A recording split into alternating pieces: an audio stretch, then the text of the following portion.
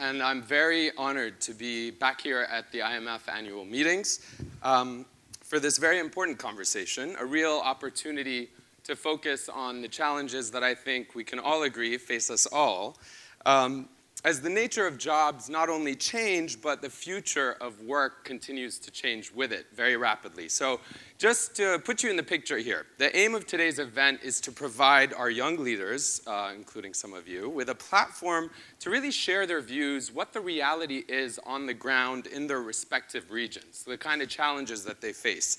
And the hope and the aim is to influence the policymakers to really try and provide lasting job opportunities across the world, really. And because you're not here, I'm assuming, to hear from me, we have such an impressive group of panelists and speakers who are ready to fire up this conversation. So I want to get straight to the point.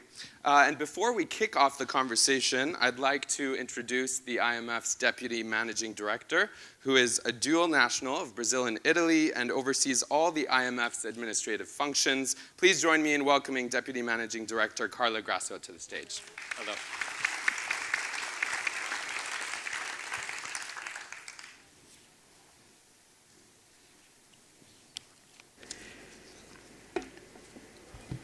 Salamat siang, and thank you for the introduction, Ahmed. I am delighted to see you again at the annual meetings as the moderator of this important panel discussion. I was delighted to see you already on Sunday morning when the IMF annual meetings team joined with the Indonesian authorities and the Nusa Dua Reef Foundation to help replant a part of the Indonesia coral reef. For me, it was a wonderful experience working together in support of the environment with many volunteers. Ahmed was one of the volunteers, and to contribute to a better and sustainable planet for the next generations. I would also like to extend a warm welcome to all of you in the room and to those watching the live webcast. Let me start by recognizing the 4 winners of the 2018 Asian Youth Instagram Photo Contest. Please stand up. Applauses.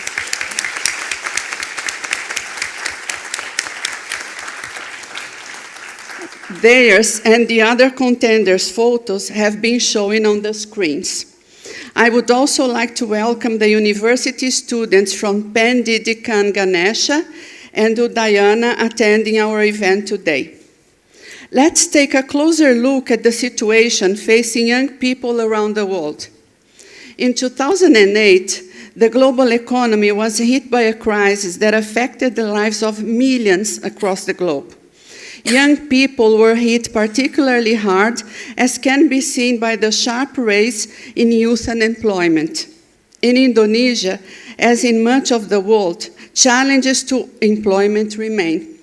Indonesian youth unemployment stands at 15.6%, which is slightly above the global average 13.5%, which is high.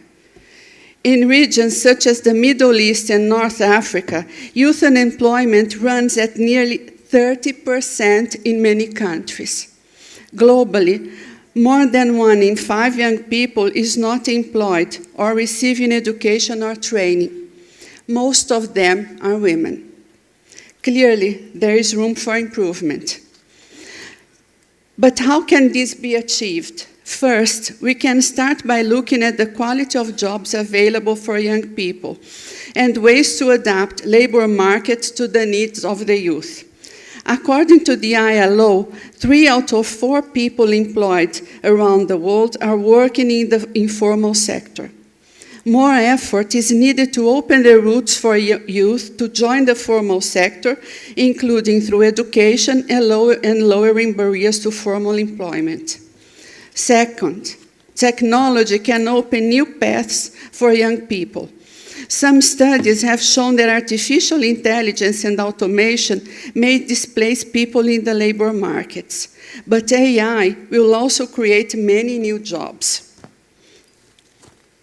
According to the World Economic Forum, in the next 4 years, more than 75 million jobs may be lost. as companies shift to more automation. But the same projections have an upside.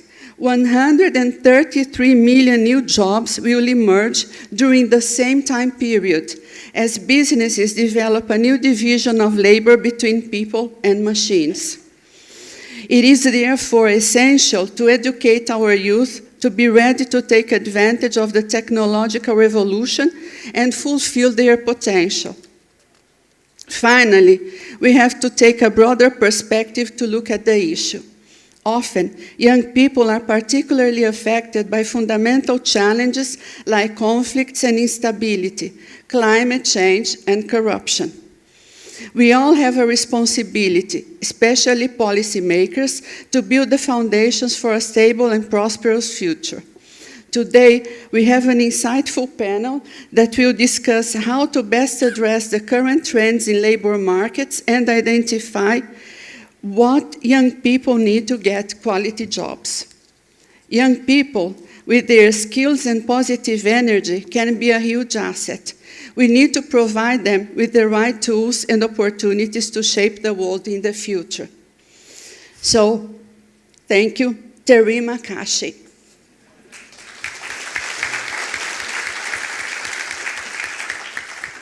So, apakah kamu bangun? Okay, so I'm not so bad. That's good. I'm just making sure we're all awake and ready for this conversation. Some quick housekeeping notes. This session is going to run for just an hour, which isn't a lot of time, and I want to make sure this is an interactive experience. We want you to participate as well as our audience that are watching in our live webcast. So remember, if you have any questions, you'll have a chance to ask questions directly to the panelists. And for those of you who are watching online, you can always use the hashtag IMFYouth.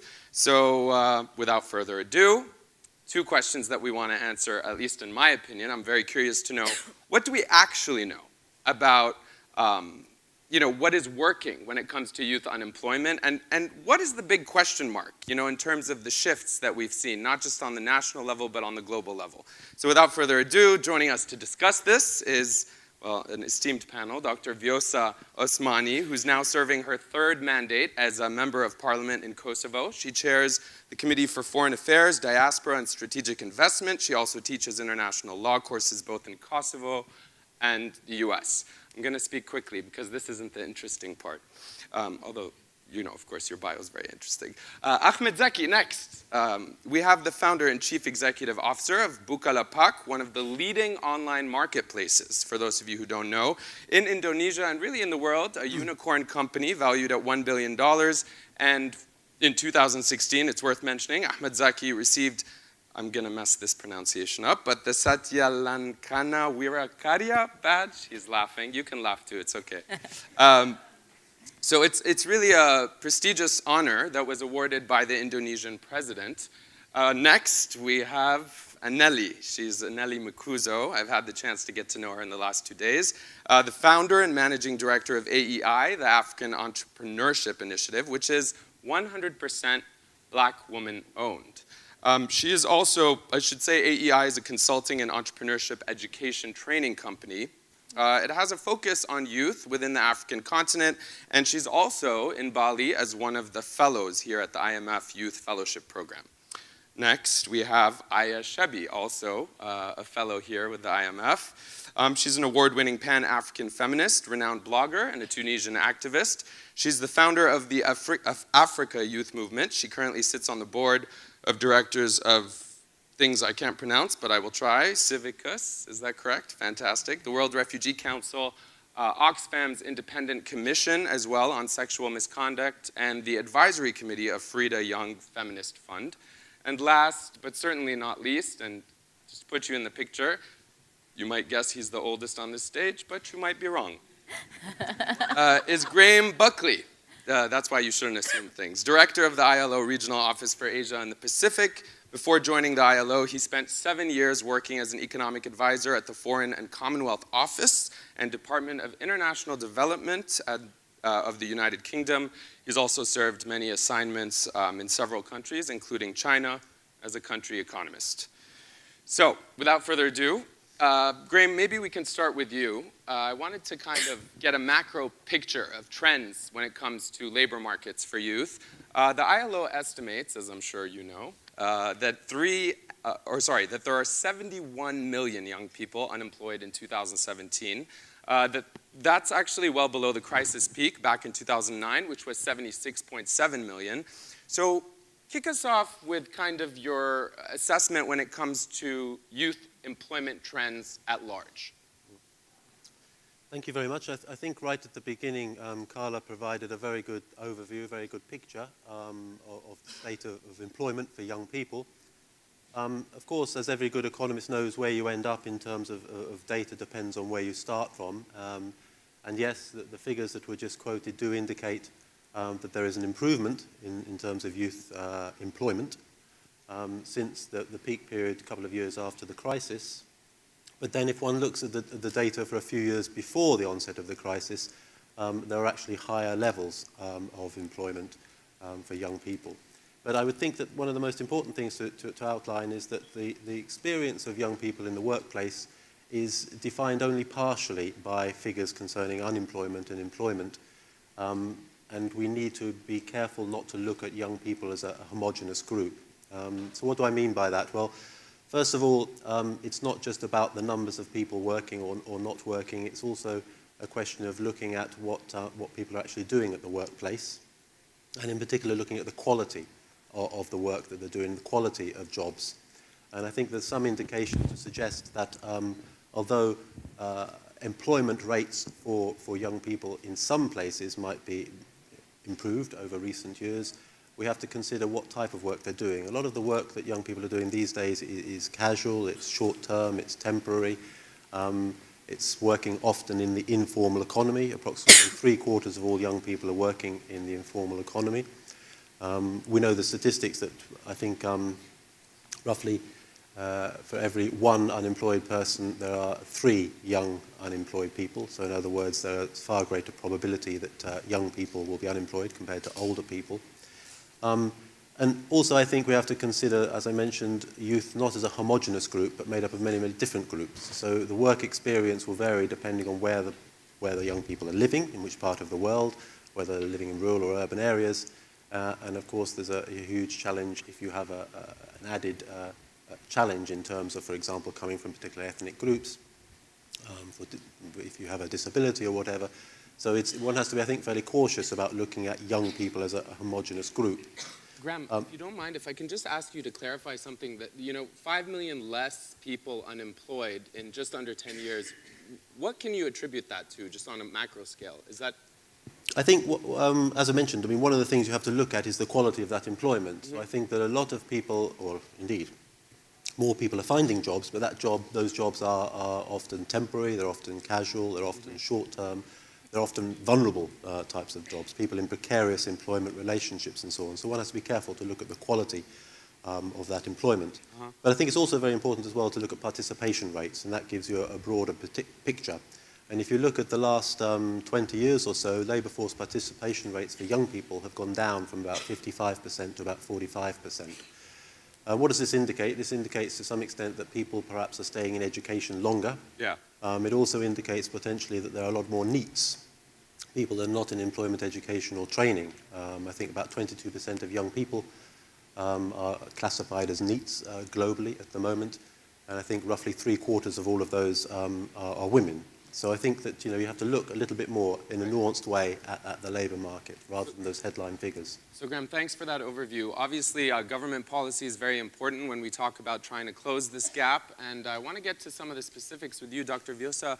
How welcoming would you say is the labour market for young people, specifically in your country and region? Let me first start by saying how happy I am in this beautiful and very hospitable country. It's great to be among all of you, especially the students. A special welcome to them. And then going back to your question, obviously no matter how many great ideas you might have among entrepreneurs and the business people, you always need a government that is interested to support that through policy. And it is the job of the parliaments, especially in those countries that democracy functions, that parliament functions to push those governments to adopt and implement those policies, because throughout these couple of days that we've been discussing among ourselves, we've seen that there's a huge gap between what legislation that is adopted says and what's the reality in the ground. For example, my country scores almost 100% in a really exciting report that was recently published by the World Bank. It's called Women, Business, and the Law.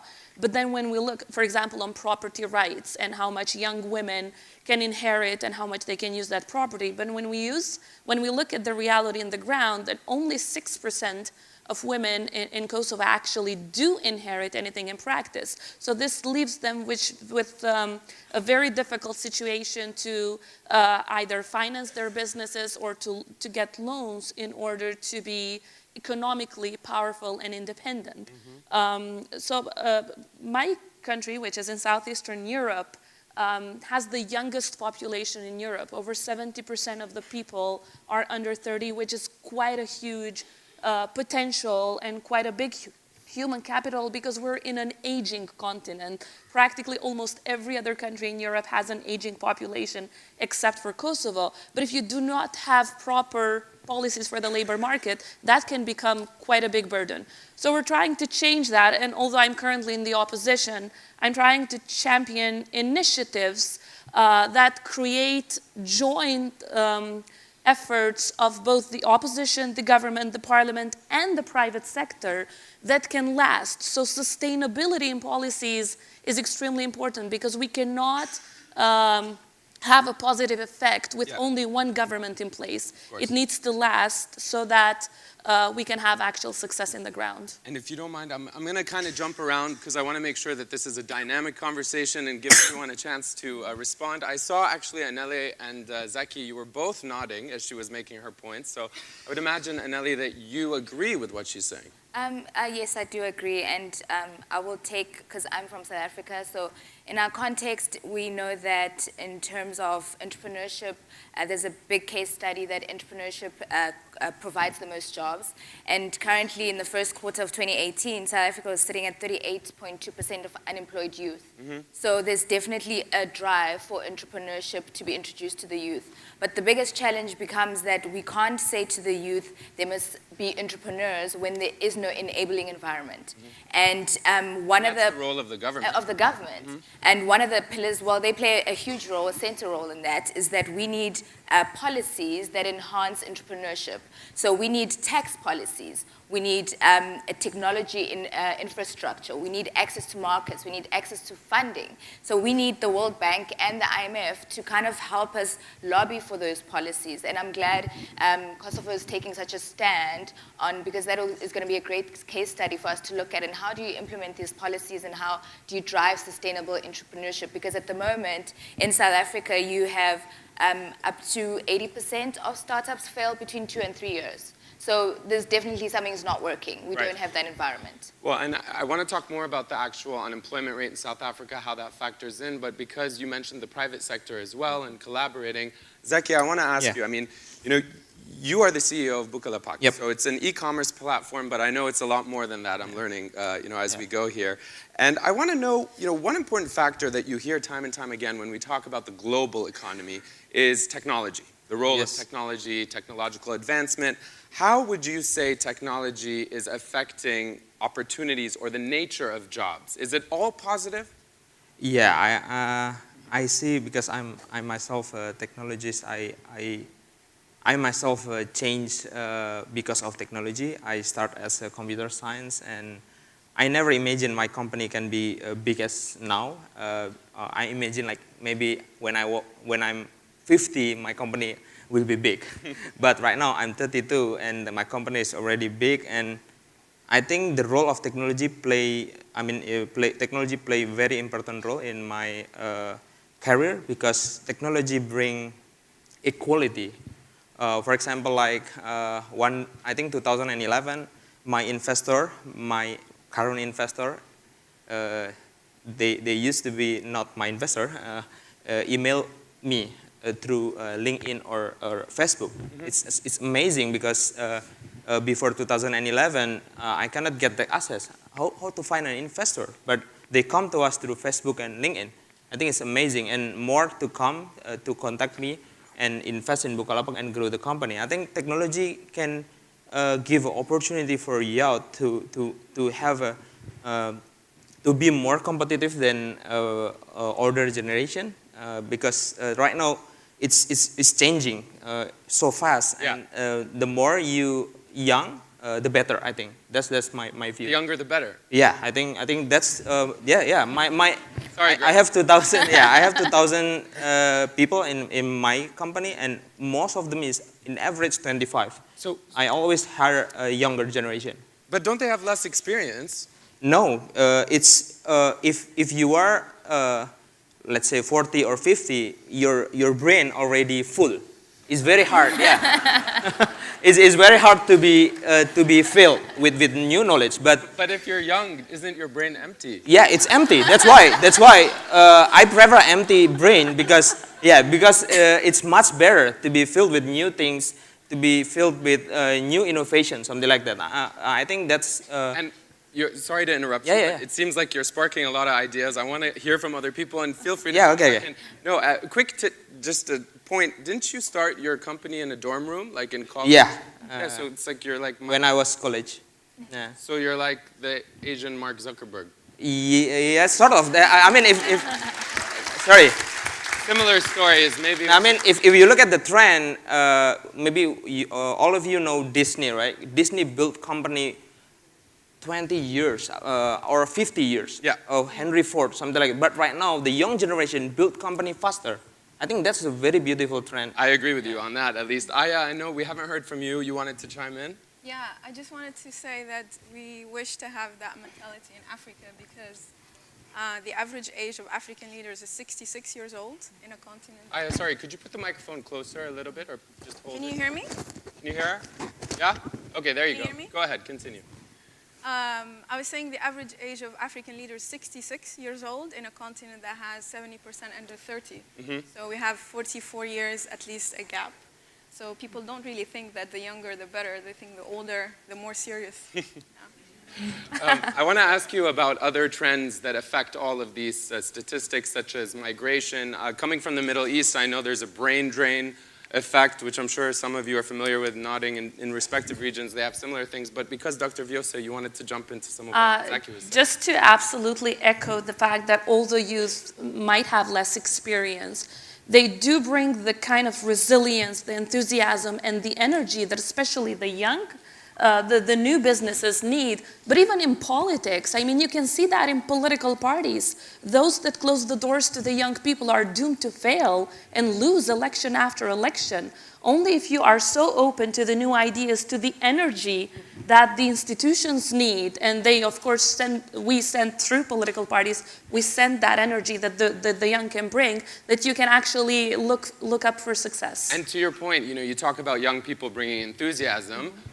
Graham, when we were meeting yesterday just to discuss this, you mentioned that young people often have technical skills, but they lack soft skills, or they lack skills such as collaboration, networking. How does that factor in, and how can we remedy that? Is it important to focus on those soft skills?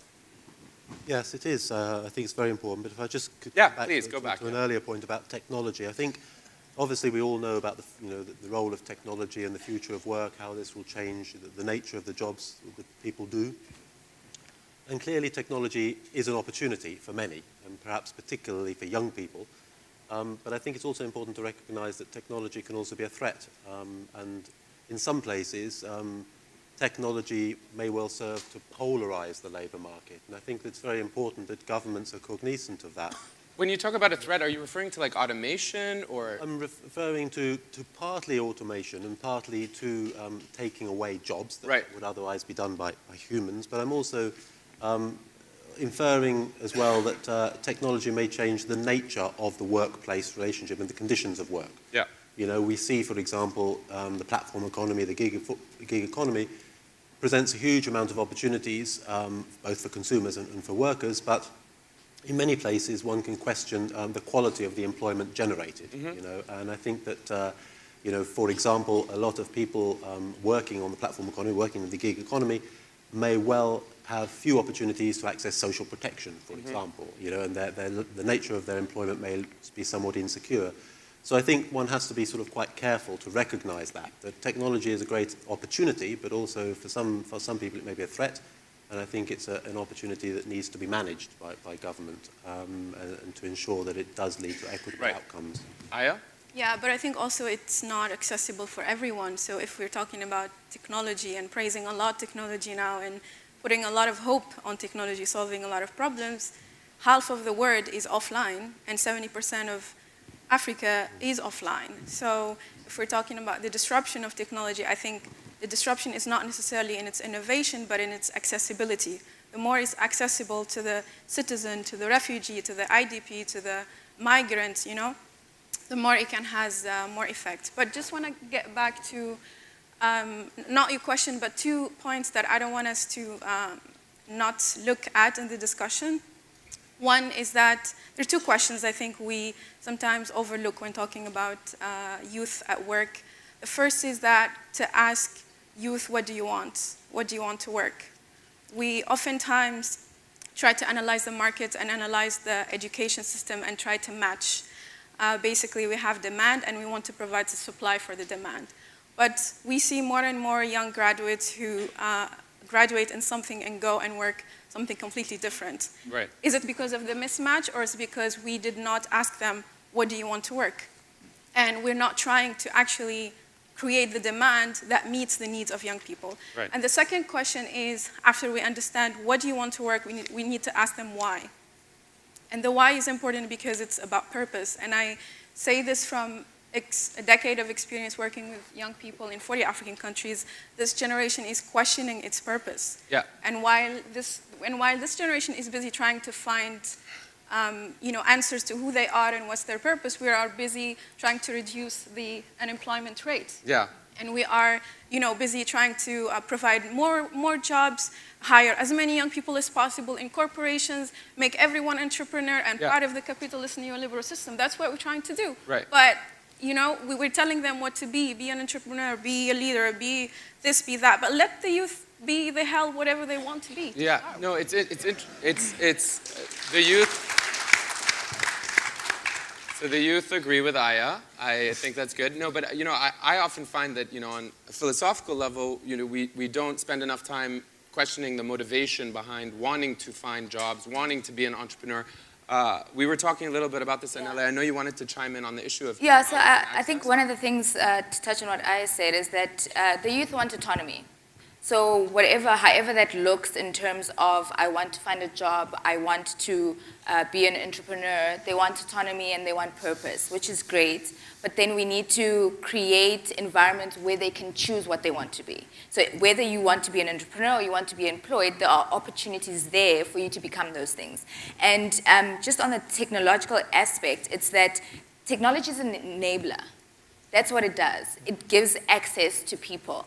And if we're not cognizant of how are we making technology inclusive, we are further excluding people from the economy, especially the youth. When you talk about inclusive, is it an expense kind of thing? Because I know you mentioned to me in South Africa, Definitely. some people don't have the money to spend on internet access. Yes, cost is part of it. So in South Africa, we pay almost around an average of $10 for 1 gigabyte of data. So if you're looking at how much that is and what the average population earns in South Africa, people can't access technology. And what we found with a recent study is that what youth are actually using their data for is uploading CVs. Yeah. So if that's where we're going, that means that, again, we're excluding a lot of the youth, whether they want to participate or not.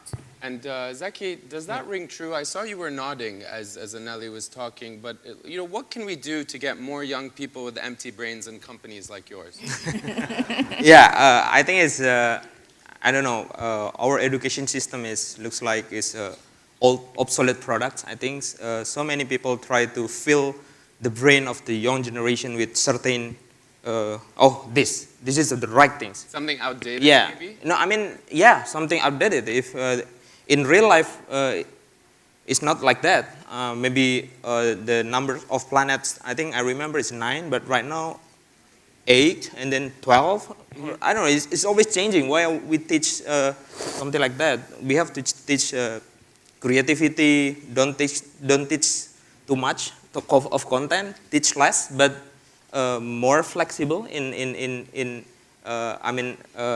learning for the youth. I think is very important. So you think education reform is a big part of this? Yeah, I think big problem. We have a very, very big problem in education. Oh, in your region, or you think it's a global issue? I think it's global. We try to centralize everything because right now it's decentralized, the trend. Why we centralize everything to education system? We have to make it more liberal. And as a professor, I mean, you're obviously involved in the education system on a higher kind of level. How big a factor in your experience when governments are trying to, implement policies to solve some of the unemployment when it comes to youth, do they take into consideration, reforming an education system? That seems like a very big task for a government. It is a big task, but those that don't take that into consideration fail, because we've seen it also with the Human Capital Index that the IMF will be publishing tomorrow, if I'm not mistaken, that education is the biggest pillar of it. You cannot expect to have youth at work and to create a workforce that is successful and has access to technology if you're not investing in education at early ages. So yes, I do teach at the highest level, at university level, but I have 2 little kids, twins, that are at kindergarten. They are 4.5, and I can see that is actually the most important stage. And Dr. Kim today was precisely pointing out how important for the future of that young person, both in terms of health, but also education, and how successful you will be in your life, are the first 1,000 days of your life. So we need to absolutely invest in education. And in terms of costs, one of the things that we're trying to do is what is called youth budgeting. So practically every single piece of legislation that comes to the parliament, and this is something that we're piloting in our region, we do both gender budgeting and youth budgeting. So we'll look at the law from the point of view of how much the projects that are supported by that piece of legislation are actually supporting youth, both in the labor market, in education, and also all sorts of fronts. So that is extremely important for governments in order to make sure that you don't just adopt one strategy and then leave it there in your drawer, but to make sure that youth is taken into account, projects supporting youth are taken into account in every law that is passed. And Graham and I want to get your thoughts on this, the topic of education, but I just want to get a quick sense. How many students are in the audience? Can you raise your hand? Okay, so a fair amount. And with your hand still raised, do you think that education is the biggest issue when it comes to youth unemployment? We have one person who agrees. Great. Because on Twitter, we put out a poll, and it's very interesting that this came up. I just want to segue. We asked, can you let us know the biggest challenges facing youth when looking for a job? And surprisingly, or maybe not surprisingly, 38% said outdated education systems, which is exactly what we're talking about here. And just to mention quickly, the second most mentioned issue was skills that are uneven with the market, which was 36%.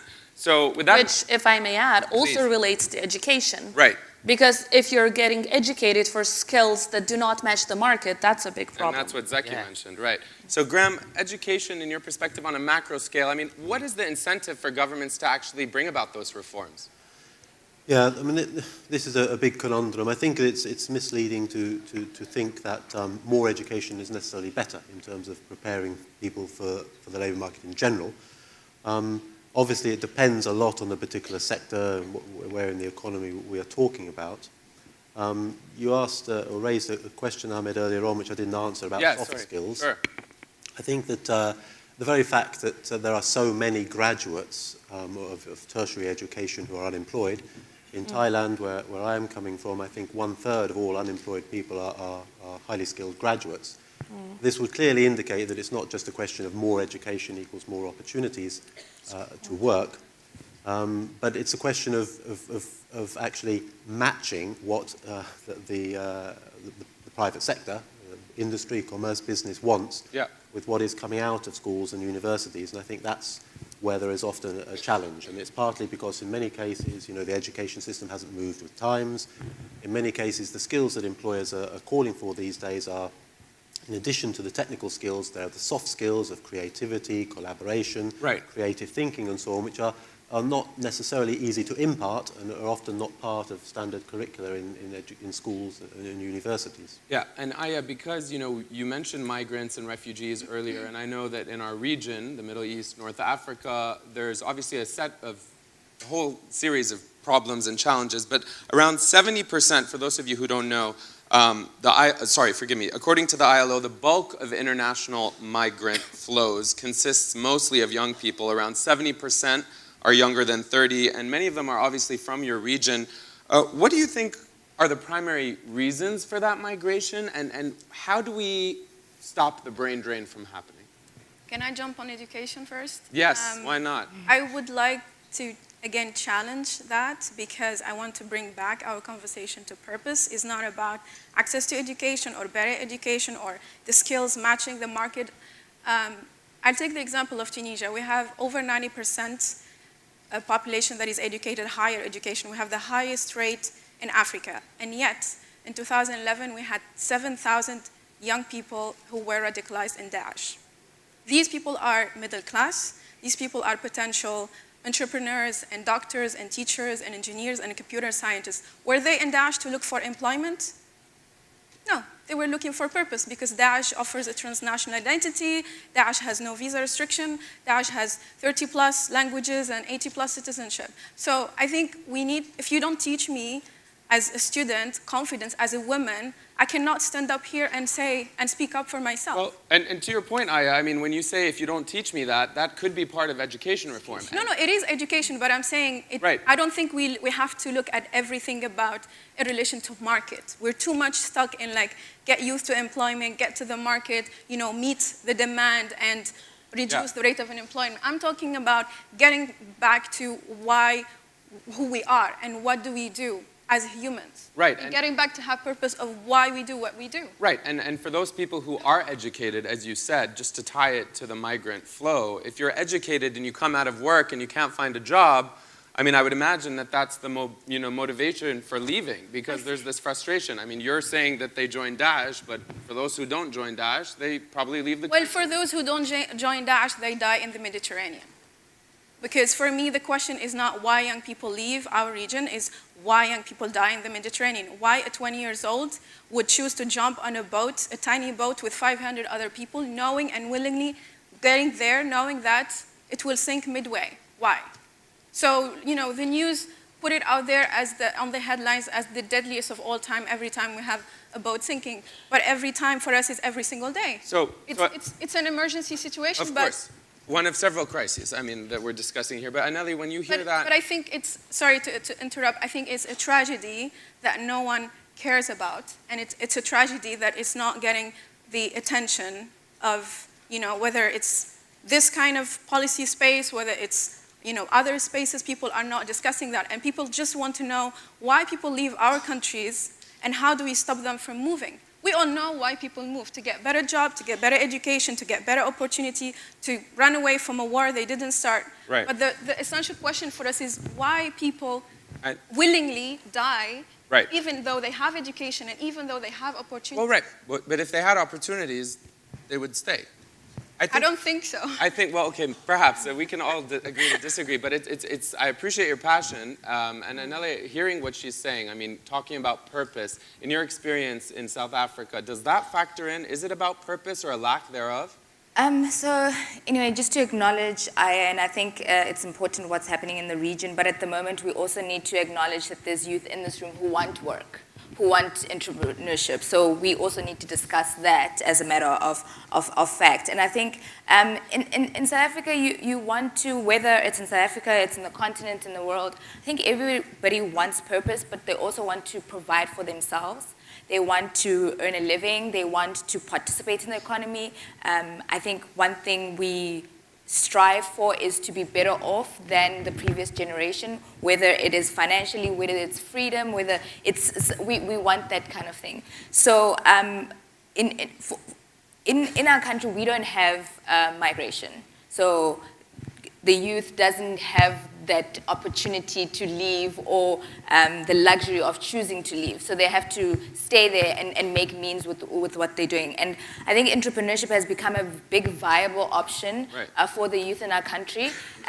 But also we need to be careful about that. We can't use entrepreneurship as a buzzword. Well, it really does feel like a buzzword. I mean, I hate to be dismissive, but whenever I hear about Africa in terms of like reforms, it's always, well, they're entrepreneurship, and it seems sometimes like a tokenized It is for the most part, because if you're looking at 80% failure rate, that means we're just telling people to be an entrepreneur, but not supporting them when they become an entrepreneur. So what can we learn from how you are supporting them through your organization? So through my organization, I do you enterprise development, and we provide soft skills, like Graham mentioned, which are, what you find with youth is that they have great ideas, great products or services, which is a technical skill, but do not know anything about running a business. And that's a totally different thing. So when you teach entrepreneurship, you need to start at what is design thinking, what is creativity, what is innovation, how do you identify a market, who's your customer, all those elements, and then introduce mentorship, introduce business coaching, so holistically they have support in how they can succeed and be sustainable going forward. And, does that ring true to you, what Annelie's outlining? Is that really? Yes, to a great extent, but also getting back to what Aya was saying.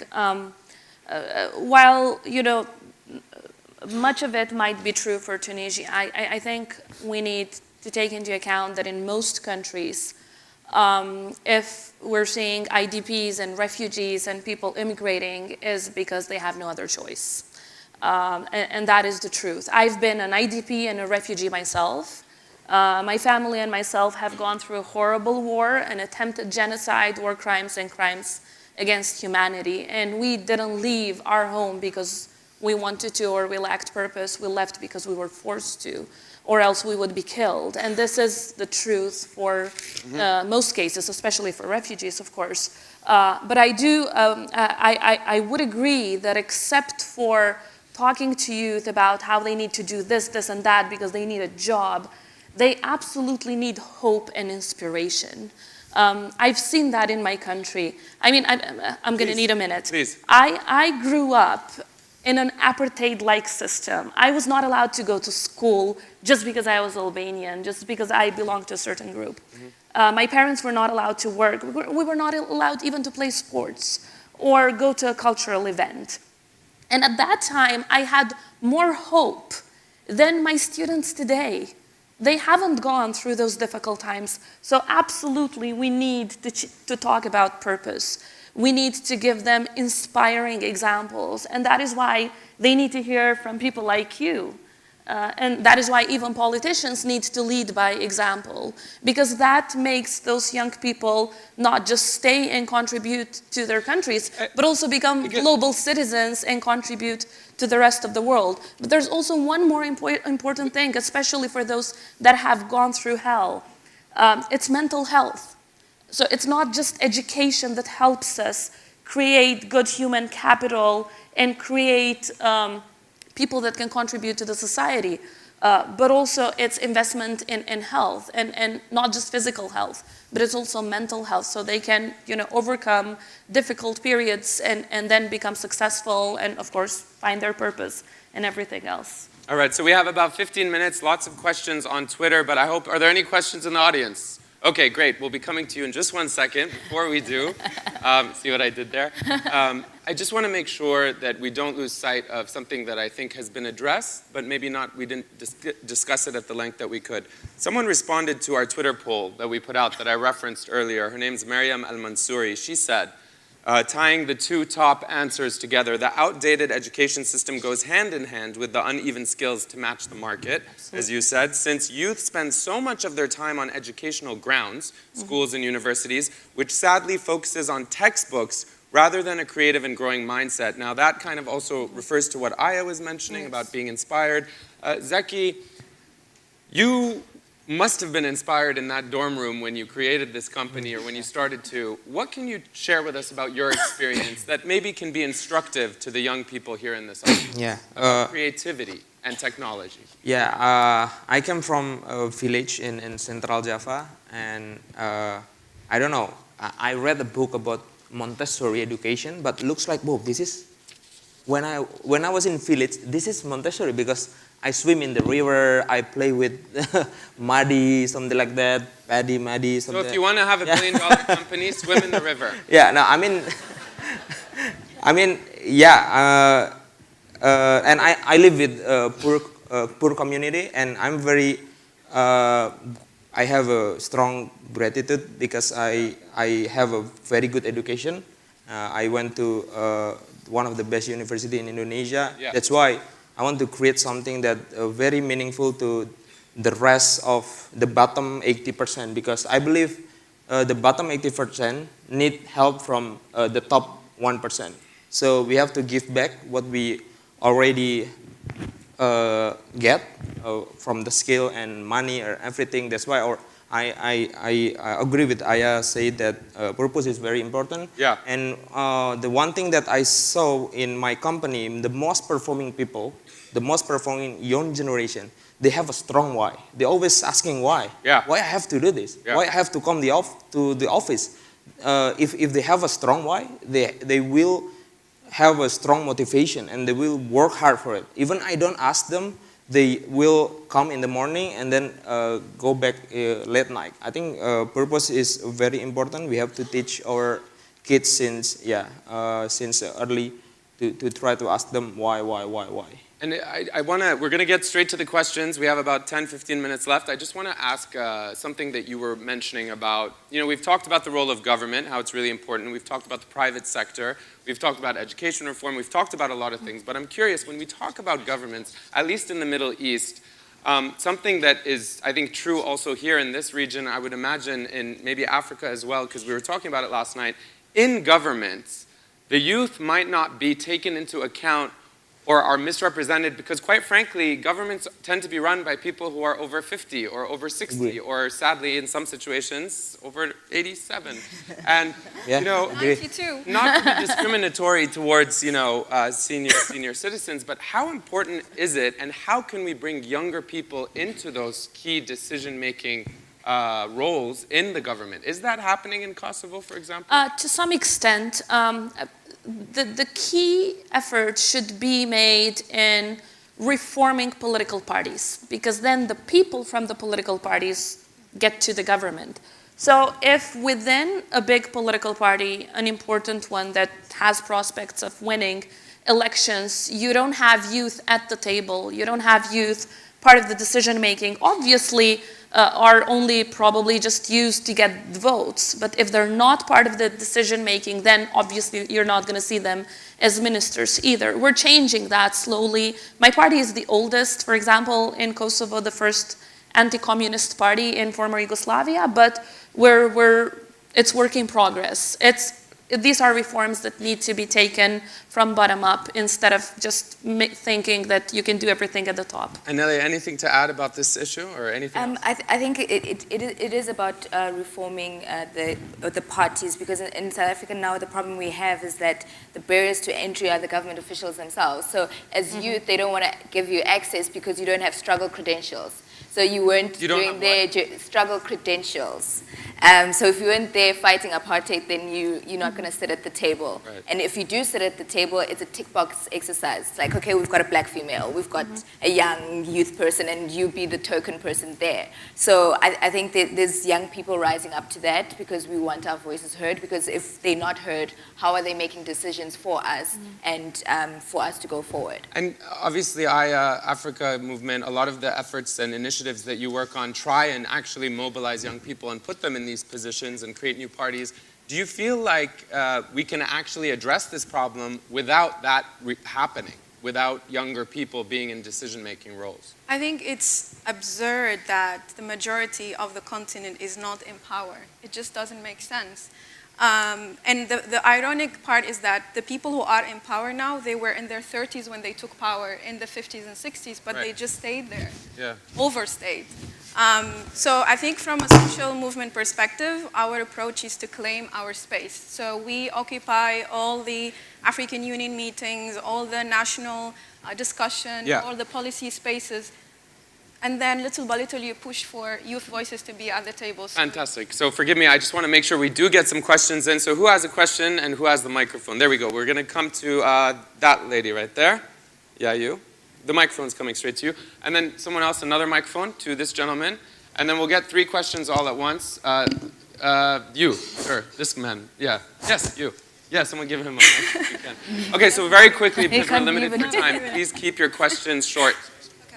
you're the lucky one. All right. My name is Angeline, and I'm from the London School of Economics and Political Science. So my question is, from what I see right now, maybe in Indonesia or some other part of the world as well, like with the rise of gig economy and everything like that, there are some people who actually choose to stay out of school because like maybe they think they can get better salary compared if they go to school and then like they find a job maybe in like company or somewhere else. And so I think there's a trend for some people to go on that side. Meanwhile, on the other hand, like if you want to work in a tech company, for instance, then you have to go for higher education and maybe just master even just like under bachelor and stuff like that. So my question is, how does this trend be handled by the government? Because maybe it can lead to other issues as well. So Good question. Sorry, I have to cut you off. We'll get to that. Thank you. Let's get all the questions. Go ahead, quickly, sir. Yes, so I'm Adnan from Morocco. My question is more not to you, but the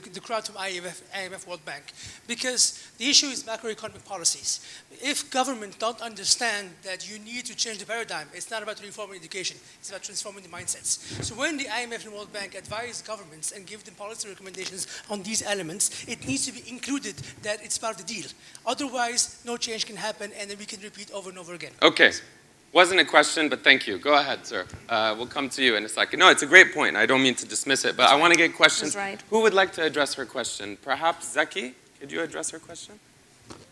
Yeah, I think gig economy is a new wave right now when most of formal system going to informal right now. But I think the higher education is very important because if we only focus on gig economy usually a low value economic.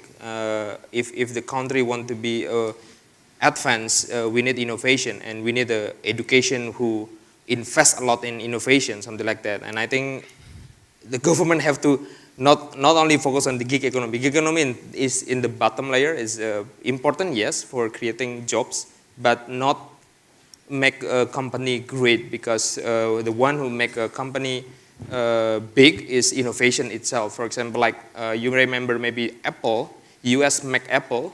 When the Apple create a new product, for example, like Apple XS, the GDP growth of US is growing 0.2%. It's amazing products because they have innovation, and if we only focus on gig economy, we don't create value. I'm gonna hear from Dr. Volta and Graham very quickly. 20 seconds. 2 sentences. Vocational training is one. For those who don't want to go to school, governments can support that, and it's becoming extremely important. And second is lifelong learning, not the kind of university lifelong learning, but all of us, no matter how much school you have, just primary school or university, we have to continue to learn all of our lives. And Graham, anything to add? That was exactly the point I was going to make about lifelong learning and technical and vocational education. But I would just add that I think that it's important that governments create the enabling environment to facilitate learning throughout the life cycle, and not to see higher education, university education, as the be-all and end-all. It's not a question of one size fits all in terms of needs of both employers and needs of employees. Right. And it's also, I think, very important to underscore that it's not just about going to university, it's about what you do there. And in many places around the world, the problem is that there are so many graduates of arts and social sciences and not enough graduates in the STEM subjects. And that's, obviously a policy that governments need to be aware of, to encourage more people to study STEM subjects. Fantastic. We have a couple minutes left. I want to sneak in some questions. Please, very briefly. Okay. So I have 2 questions. I'll be quick. The first, what type of soft skill that can be useful for youth at work area? And the second question, I want to directly ask to Mr. Ahmad Zaki. As you know, some of universities in Indonesia have a really outdated orientation program for the new student in the university. The senior will be yelled to the new student will be gathered at 3 p.m. in a work day, and sometimes they use physical punishment. The reason the senior do that because it's really good for the soft skill in a work area. Is it true? Thank you. Good questions. Zaki, why don't you start? Yeah, maybe I answer the last question first. Yeah. Because I was experiencing that. Yeah, when I was first time in ITB actually one of the most cultural, they have a very cultural tradition, something like that. So when you went to that campus, everyone like, bam, bam, bam. Yeah. Because you are an engineering student, something like that. Uh-huh. I don't know. I feel sometimes it's very important. Sometimes it's important because it gathers solidarity. Yeah. Because that's the value of the campus. But there is also bad things because, for example, if ITB alumni join being a minister, for example, the solidarity is there, and somehow it creates like lock-in.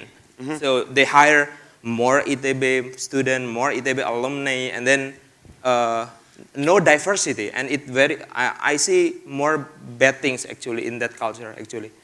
So I say no to OSPEC actually. Anyone who wants to answer his first question? Aya? I can jump in. I'm not the advocate of skills, but I think access to knowledge without access to opportunity is an access to frustration. And there is a trend in Africa of teaching people coding, but people don't have laptops, so why are you teaching us coding? So for me, it's more, create spaces in our schools and our universities that are empowering for youth, that are nonviolent, that are non-misogynist, that are spaces where they can be and become. That's, I think, the most important for me. Any other quick questions? This gentleman, right there. Thank you very much. Yes, the one in the back. Yes, yeah, he's been waiting. Sorry, sir. Go ahead. Okay, thank you for this valuable chance. Let me introduce myself. I'm Andin from Genbi, a community of Bank Indonesia Scholarship Awardee. Based on previous article I have read, it is said that Indonesia will enter the period of demographic dividend from 2025 until 2030 approximately. We'll have a half dependency ratio, meaning that two productive people will have to take care one productive one. And my question is, in Indonesian case, which one should the youth focus on? Entrepreneurship or create jobs? Because entrepreneurship or improving the human capital through education, enrollment, which one should we focus on? Thank you, thank you. Good question. Sorry, I have to cut you off. Because this is kind of trade-off. Because in developing region, but don't answer the question. You asked the question. Let's let him answer it. Could you answer, Zaki, perhaps? Thank you. Sorry. Oh, sorry. Can you? Entrepreneurship or? improving the human capital through school enrollment. Oh yeah. Yeah. Which one? Because this is kind of we got it. We got it. Thank you very much. It's like a chicken and egg, right? I think when the chicken and egg, you cannot choose which one. We have to choose both of them together. Sorry? Make an omelet. Yeah, I think entrepreneurship is more important because while you do a building business, usually you learn something, and then I don't know. I feel like in Indonesia itself, we have less company for a new graduate to learn. If you look at U.S. or big country, usually they have a lot of big companies. So the new graduate, we have a very good university in Indonesia, but I feel like they don't have a chance to work at a very big and innovative company, for example. I think that's the big gap especially in Indonesia. I saw that gap. We need more big company to young generation to learn, to gain the demographic dividend, I think. And we're going to give the last comment to the man with the most full brain, apparently. Go ahead. I don't think that's the case. But just to pick up on that question, I think that there's often a dilemma about creating entrepreneurs or creating workers, faced by government. I don't think it's really a substantive dilemma because I think that every economy needs a combination of both. I think it's often more sexy or more attractive to think of entrepreneurship and promoting entrepreneurship. Right. But we have to face the facts that not everybody can be or wants to be an entrepreneur. Right. So I think it's also very important that governments create the right enabling environments for people to be workers. So it's a question of a balanced approach to ensuring that the labour markets function well. Fantastic. So anything to add very quickly? I was just going to say, not everybody should be an entrepreneur. Some people want to actually be employed, and entrepreneurship does create jobs. So if there's a good base of entrepreneurship, you will have more employed people. Most certainly. And we had a lot of questions on Twitter. I do want to wrap up this session. Hopefully it was a compelling conversation and instructive for all of you. Ben Munns, who tweeted, Ben, are you here? Raise your hand. Oh, he's not here. He must be watching, or perhaps he is. I can't see his hand. But anyway, he's an Australian youth delegate to the 2018 World Bank. He summed up this conversation very well. He said on Twitter, tech disruption, the gig economy, finding purpose, the role of education, I can't count, supporting entrepreneurship are all on discussion and during the IMF Youth at Work. So that's, I think, some of the takeaways that we learned today. I want to thank our panelists for their expertise and also, quite frankly, for sharing your personal stories. I think that's always something that we all will leave here, remembering. And thank you to the IMF, thank you to everybody, and I hope you enjoyed this panel.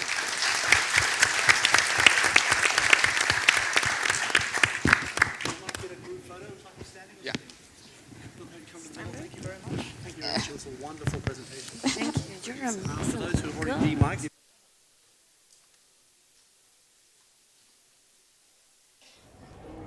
Baik pemirsa Kemenkeu Corpu TV, itu dia seluruh event pilihan pada penyelenggaraan annual meetings IMF dan World Bank Group 2018 hari yang kedua.